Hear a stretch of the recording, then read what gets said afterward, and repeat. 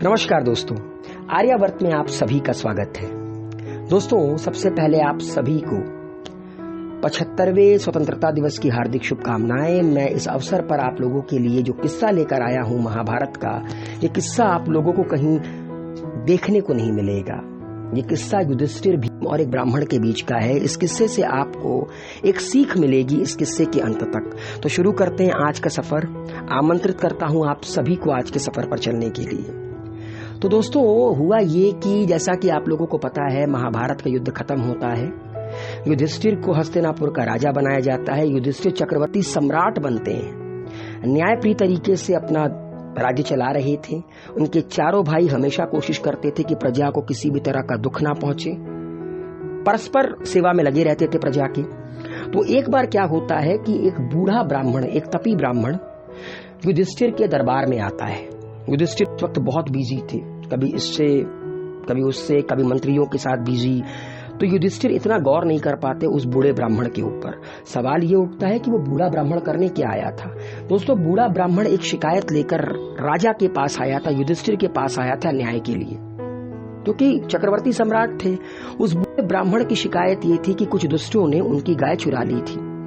वो न्याय के लिए युधिष्ठिर के पास आए थे। युधिष्ठिर बहुत बिजी थे। सुबह से शाम हो गई।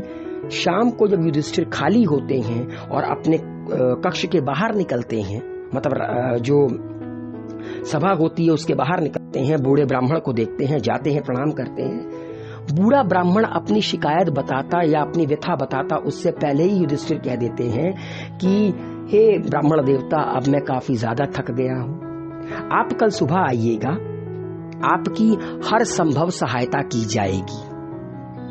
वो बूढ़ा ब्राह्मण बड़ा निराश होता है। उसको लगा था कि आज ही उसे न्याय मिल जाएगा, क्योंकि जिनके पास भीम और अर्जुन जैसे पराक्रमी भाई हों, उनके लिए इन दुष्टों को परास्त करना, इन्हें सबक सिखाना बाएं हाथ का खेल है।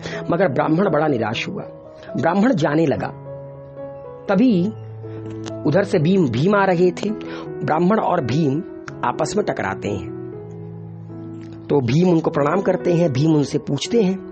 तो ब्राह्मण अपनी सारी व्यथा भीम को बता देते हैं और ये भी बता देते हैं कि वो सुबह से लेकर शाम तक, अभी तक महाराज का इंतजार कर रहे थे। महाराज खाली होते हैं। महाराज कहते हैं कि आप कल सुबह आइएगा, कल सुबह हर संभव आपकी सहायता की जाएगी।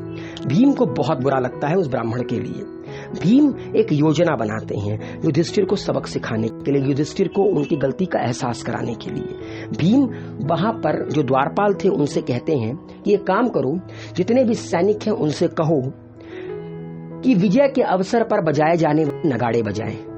द्वारपाल वैसा ही करते हैं। सैनिकों से कहते हैं कि विजय के अवसर पर बजाए जाने वाले नगाड़े बजाओ, और पूरे के पूरे हस्तिनापुर के राजमहल में विजय घोष बजने लगते हैं। युधिष्ठिर जो कि विश्राम कर रहे होते हैं, उनके कानों में विजय घोष जाता है। राजा थे, तुरंत बाहर आते हैं, भीम से टकराते हैं और एक सवाल पूछते हैं कि हमारी सेना ने किस पर विजय प्राप्त की है। विजय के अवसर पर बजाए जाने वाले ये नगाड़े क्यों बजाए जा रहे हैं, क्योंकि हम तो कोई युद्ध कर नहीं रहे। तो किस पर युद्ध हम लोगों ने प्राप्त किया है, क्योंकि युधिष्ठिर असमंजस में थे। भीम कहते हैं कि महाराज, हमारी सेना ने किसी भी शत्रु पर विजय प्राप्त नहीं की है। युधिष्ठिर अगला सवाल करते हैं, तो फिर ये नगाड़े क्यों बज रहे हैं। तो भीम कहते हैं कि महाराज, हमारे जो महाराज युधिष्ठिर हैं, मतलब कि आप, उन्होंने काल पर विजय प्राप्त कर लिया, मतलब उन्होंने समय को जीत लिया है। तो युधिष्ठिर कहते हैं कि क्योंकि युधिष्ठिर ने ऐसा कुछ किया तो था नहीं, युधिष्ठिर तो अभी तक समझ नहीं पाए थे कि भीम उनको समझाना क्या चाहते थे। तो युधिष्ठिर कहते हैं कि मैंने काल पर विजय प्राप्त कर ली, आखिर तुम कहना क्या चाहते हो, स्पष्ट कहो। तो भीम कहते हैं कि महाराज, अभी कुछ देर पहले आपने एक ब्राह्मण से कहा था कि वो आपको कल मिले। इससे ज्ञात होता है कि आपको पता है कि आज आपकी मृत्यु नहीं हो सकती। आज काल आपका कुछ नहीं बिगाड़ सकता। यह सुनने के बाद मैंने सोचा कि अवश्य आपने काल पर विजय प्राप्त कर ली है, नहीं तो आप उस ब्राह्मण को कल मिलने के लिए नहीं कहते, बल्कि आज ही मिलकर उसकी व्यथा को सुनते और उसकी व्यथा को, उसका निदान करते। और यही सोचकर मैंने विजय घोष बजवा दिया। युधिष्ठिर को अपनी गलती का एहसास होता है। युधिष्ठिर वो ब्राह्मण भीम के पीछे खड़े रहते हैं उनसे सबसे पहले क्षमा मांगते हैं, कहते हैं कि मुझे माफ कर दीजिएगा ब्राह्मण देवता, मैं हर प्रकार से आपकी सहायता करूंगा, उन दुष्टों को दंड मिलेगा, आपको आपकी गाय वापस मिलेगी।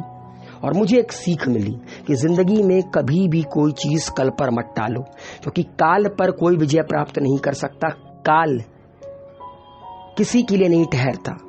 तो दोस्तों इस किस्से से यही सीखने को मिलता है कि जो काम आज हो जाए वो काम आज निपटाओ, निपटा कर खत्म करो। कल पर टालोगे, पता चला कल आप रहो ना रहो।